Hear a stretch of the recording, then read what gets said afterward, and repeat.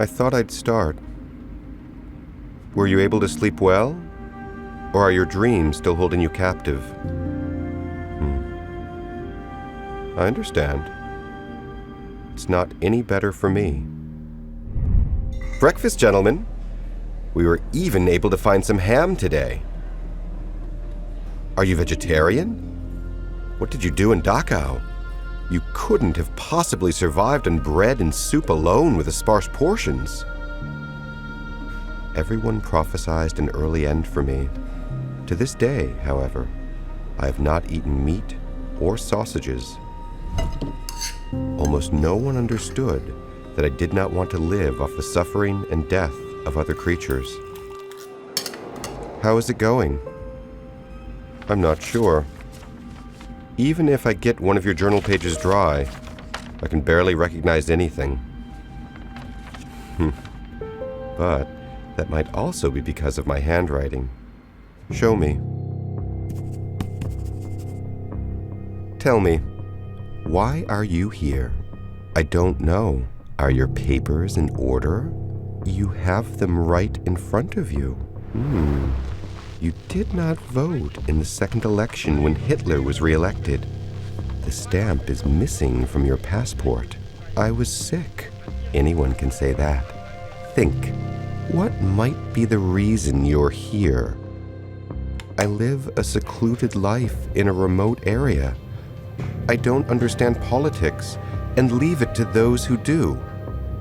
In these times, everyone has to feel and act politically. Can you think of any other reason for you being here? Most likely because I never used the Heil Hitler greeting? And you're still wondering why you are here? You're still surprised? We are just sending you to the countryside for a little rest. For a short time only, for months or years. Perhaps you will stay there forever, if you like it. The people we send there usually don't come back.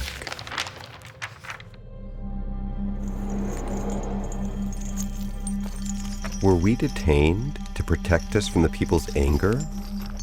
Or were we arrested to protect the state from us? How did they treat you? You mean, how did I go from being a person to a number? This is where we climbed out of the car. There was something relentless, something terrible, something very chilling hanging over everything. Never before have I experienced an environment that was so unconditionally dangerous and hostile. It was as if the air was full of frozen cries of despair. Open the gate! Doesn't it all look peaceful, harmless, and inviting? Doesn't it make you think it will be nice to live here? Take off your hat. Surname. When were you born? Forward, faster. Take it off, now, quick. Clothes and underwear all in one pile. Hurry up if you don't want to be kicked. So I did what everyone else was doing. Took off my coat as quickly as possible, spread it on the floor, and put my jacket, pants, shirt, underwear, socks, and shoes on it. Now the hair gets cut. Dachau hairstyle, shorn.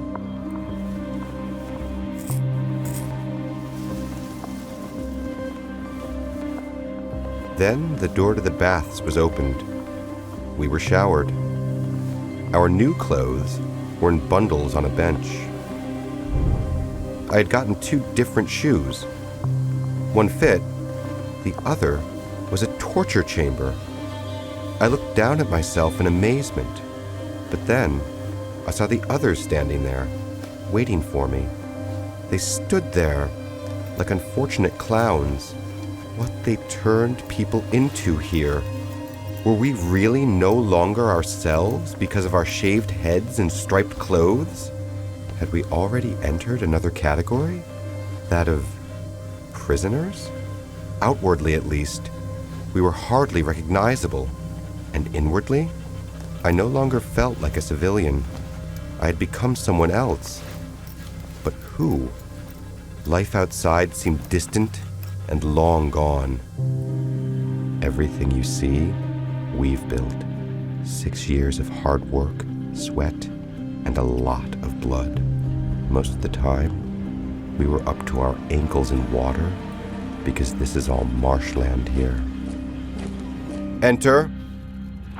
Once my file was issued, with the proper citation of my date of birth, address, occupation, and everything else, I received my number, 21547. We need to go to the sick bay now. We had barely sat there for 5 minutes when the double doors swung open. Corpses wandered in, skeletons trembling in prisoner clothes. Go! Haven't you undressed yet? Don't make a fuss. Get up. Idiot, hold your arm over the bucket. March. Go to the treatment room. Next. Things are really dire here. They're from the last Flossenburg transport. They've gone through a great deal. Hard work in the quarry and bad food. Dachau is just Dachau. About half or more of them will also go to the oven. I have to tell you to undress. The head nurse will be here in a moment. We undressed and then sat down naked on the bench. A cold draft came in from the window, but then I felt ashamed about my chills while sitting next to these skeletons. I'm supposed to report, sir. You are supposed to report to me, but here we use the informal you. Apologies. You don't need to apologize. Come on, let me show you your locker. No stain, no matter how small, may get on the wood, because if the block leader sees it, it will be reported immediately as a rule violation.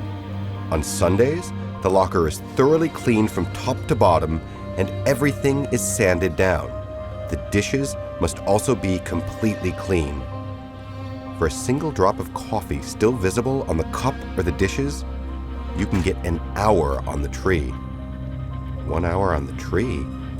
What's that? It's a camp punishment. You'll hear about it soon enough. But come into the dormitory now so I can show you your bed. Each bed is the same height, and watch out if there is even the slightest wrinkle. You'll be placed immediately on report. Now, sew this on your jacket and pants. It is used to divide the prisoners into groups.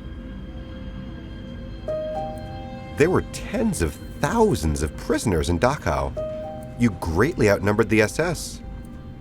How did they manage to break the spirit of so many? They broke our will and crushed it with banal things. Every day, they drilled into us that we were idiots. Idiots who didn't know how to make a bed, didn't understand how to properly clean a bowl or a locker. The system was total in its hostility and inhumanity. Let me give you a few examples. Roll call. 12,000 prisoners stood stock still, like pillars cast from ore, and the rain poured down on their bare, shaved heads. With each hour of roll call, more of our health crumbles away. This is not murder. Oh no, just a slow obliteration. 12,632 prisoners filed in for roll call. 14 less through death. Nothing new to report. The camp punishments. At any moment, you could be walking across the camp road, and an SS man will stop you and frisk you because of a cigarette butt. You first get put on report, then you wait anxiously until you have an interrogation, until one day, before roll call, you are told, you won't be marching out today, you're getting your butt whipped. Or, today, you're on the tree. The tree counts as a minor camp punishment. For example, if you haven't fastened a button on your jacket. When the execution is over, you go to the bunker in the camp prison. Everyday life in an ongoing state of emergency. Everything that was good and conducive to normal life is no longer relevant. Is it any wonder when the gentlest people become brutal, and the darker sides of our nature manifest themselves in this hell? Once one has started down this path, the rest comes very easily. And so a good citizen becomes one of our fellow demons. One day passed like any other. What used to seem remarkable or outrageous to us had now become almost commonplace. People froze. People collapsed from exhaustion. People were beaten, kicked, yelled at. People stared blankly with desolate, apathetic eyes. We had to reach into these rotten piles, fish out the still usable pieces of the peppers, cut them, and throw them into another crate. I found myself among many Poles. Good for your belly. Rain bad. Very hungry. Didn't you hear, you filthy swine? You're not allowed to eat. It's forbidden. That's what you'll get now. 25 or the tree. The Pole had become very serious. Now, he was going to be given the cane. 25 terrible lashings on his buttocks, wearing only his underpants, he, a grown man, just because he had eaten some bites of these half-rotten peppers. Day by day, people became more obstinate. The worse their health became, the more irritable they became.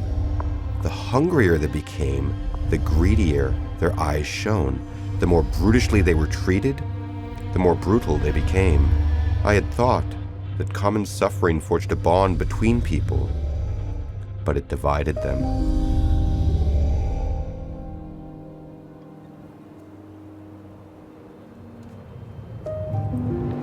The gravel pit was a hole about 3 meters deep, 15 to 20 meters in diameter. In the past, gravel had been excavated there, so the name gravel pit remained. Now, it was really only used for waste. The more express came once or twice a day. It was mostly full of all kinds of waste from the SS hospital and the SS barracks.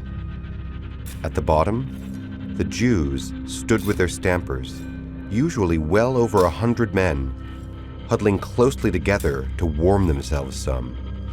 As soon as the SS accompanying the truck had left, starving men fell like wild animals on the rubbish, rummaged through it with their hands, pulled everything edible out of the dirt, or rather, what had once been edible. There were days when the Jews simply didn't stamp and were so apathetic that they no longer seemed to be there. They pressed very closely together and awaited death. But it scorned coming quickly to pick them up. It came slowly, terribly slowly.